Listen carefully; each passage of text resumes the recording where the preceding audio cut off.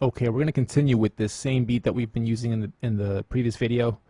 We showed you how to build it, so this time we're going to switch this up. Currently it sounds like this.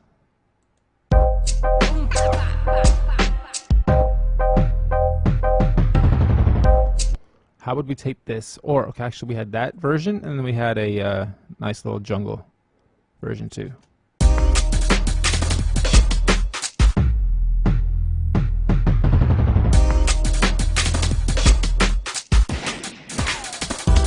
So how would we take this now and turn it into a house beat? If you wanted to, say you're into house. You have to know how genres work and what BPMs to work with for most types of music, and know how quantizing works. Because we don't have a quantizing option to change the quantizing, you have to use the BPM as your quantizing. So 175 would be the same as half of that, right? House usually works at 120 to 140-ish to be safe. So let's go down to like 130. You'll notice now that the beat sounds totally different.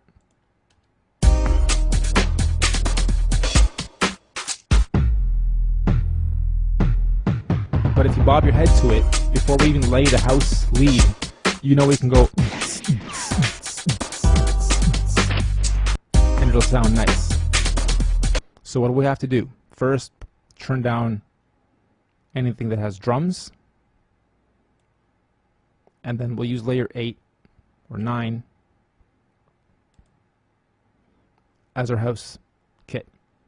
So we'll go in here, we'll draw 2 bars in, click edit. You'll notice that this happens fast. It doesn't take too much. House 3 or 2 or 1, doesn't really matter as long as you have the same pattern. Yeah, I like that. Why not? So we simply put in a repetitive kick on every first part of each measure.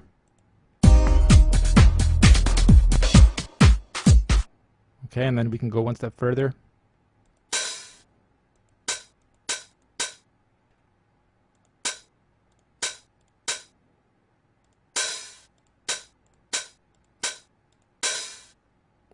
And now it sounds even more like house.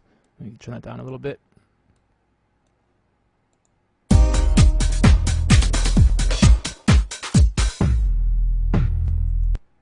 Okay, and then we can go one step further here.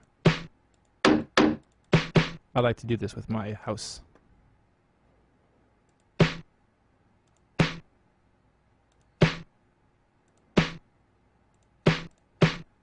Just so it breaks it up nicely. Okay, so now we can even mute the other drum tracks, and you can hear that it is a pretty good, easy sounding, repetitive house pattern. Okay.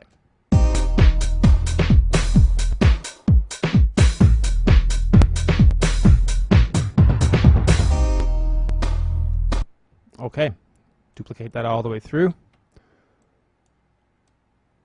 We can now grow this out, and we will actually shortly, but I'm going to bring in some of the other layers now too. Mute some of the others too.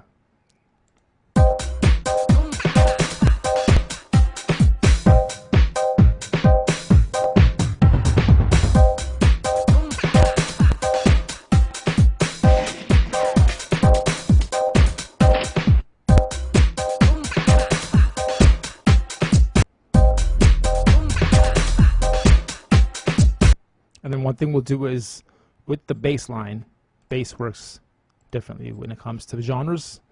And in house, bass tends to work with a very kicky sort of sound that's also repetitive.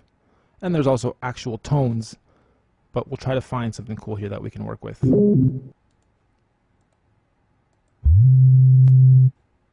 That's nice and short.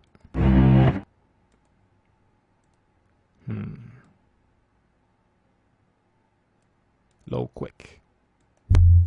Perfect. And we'll unmute everything, and we already have a very nice 8-bar house loop. This will take a little bit to grow, but we're going to go to 32 bars. Give it some time. It's calculating everything. You'll notice that things become a little bit more complex looking because you're literally seeing 32 bars.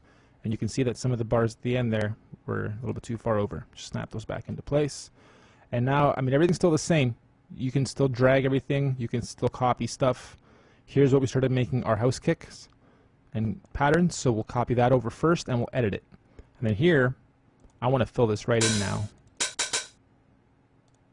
And I want to have some claps happening too.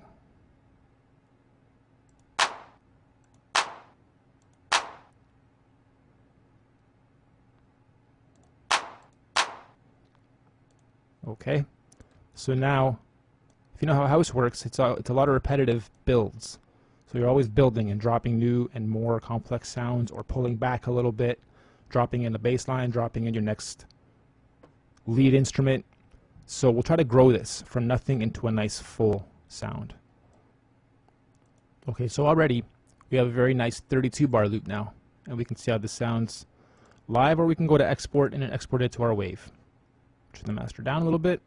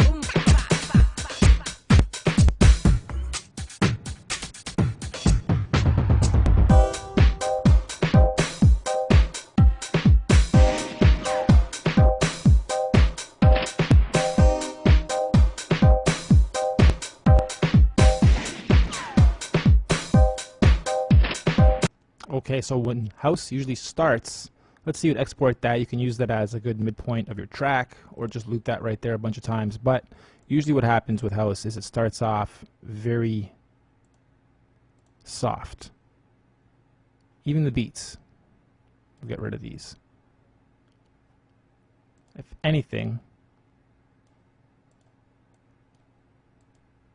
when it comes to the drums,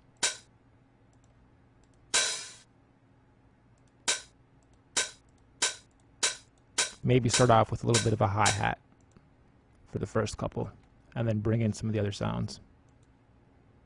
I won't even bring in the bass yet.